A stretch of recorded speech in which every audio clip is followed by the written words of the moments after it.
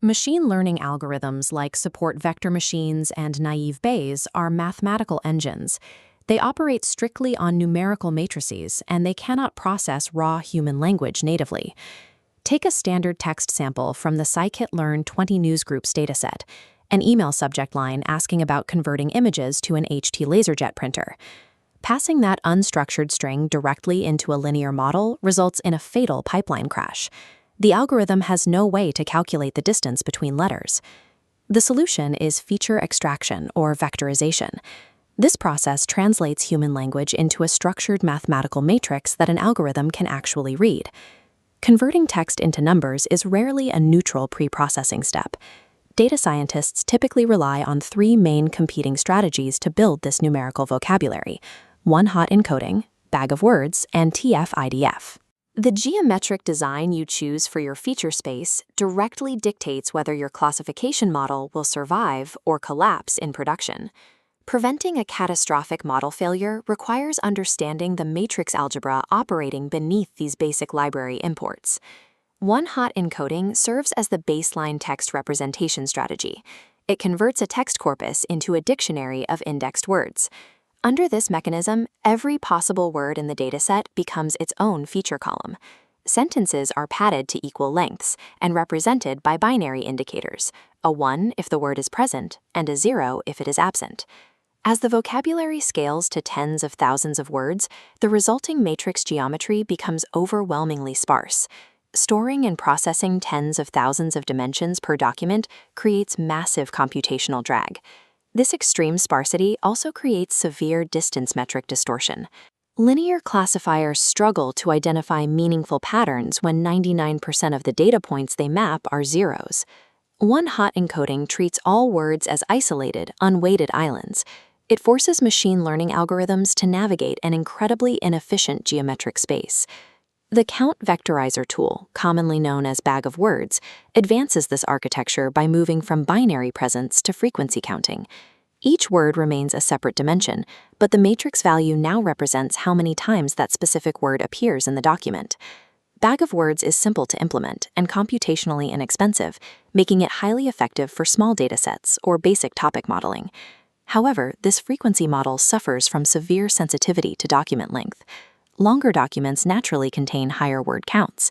This mathematically skews the representation, pushing long texts away from shorter texts that discuss the exact same topic. The model also suffers from signal dilution caused by stop words. Highly common words like the, and, or is dominate the vector space, drowning out the low-frequency terms that actually carry the core meaning of the text. Bag of words successfully captures volume, but it completely lacks a mechanism to evaluate the significance or rarity of a term. TF-IDF, or Term Frequency Inverse Document Frequency, provides an algorithmic layer designed specifically to correct these geometric flaws. The first component of the equation is term frequency. This uses the exact same baseline count established in the bag of words model. The second component is inverse document frequency. This acts as a mathematical penalty for commonality. A term's total weight is penalized in direct proportion to the number of documents it appears in across the entire dataset. The inverse is also true. A rare, highly specific word is multiplied by a massive IDF weight, radically scaling up its value in the matrix. The final step of the algorithm applies L2 normalization across the entire document vector. Normalization removes the document length sensitivity that plagued bag of words. The math now prioritizes proportions over raw text size. TF-IDF represses high-frequency noise and mathematically amplifies the unique, distinguishing fingerprints of individual documents. We can observe the impact of these vector geometries by looking at fake news detection, a field that accelerated rapidly following the 2016 elections. A study tested 6 machine learning classifiers against 3 distinct fake news datasets.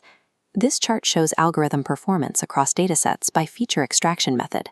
Restricted to the sparse one-hot matrix, the support vector machine suffers a catastrophic collapse to 48% accuracy.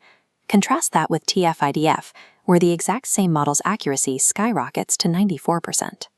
TF-IDF's scaled, normalized geometry allows the SVM to successfully draw a clean, separating hyperplane between the real and the fake documents.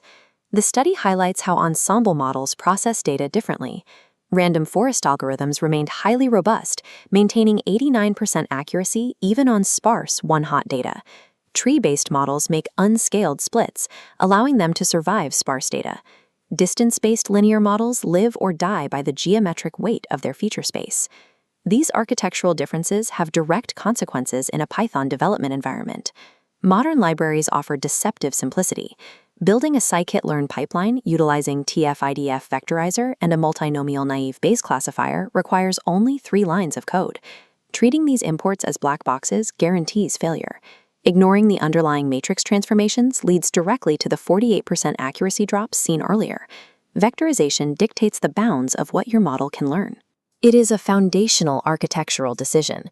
If you deploy a distance-based algorithm, you must design a feature space that mathematically respects distance and signal rarity.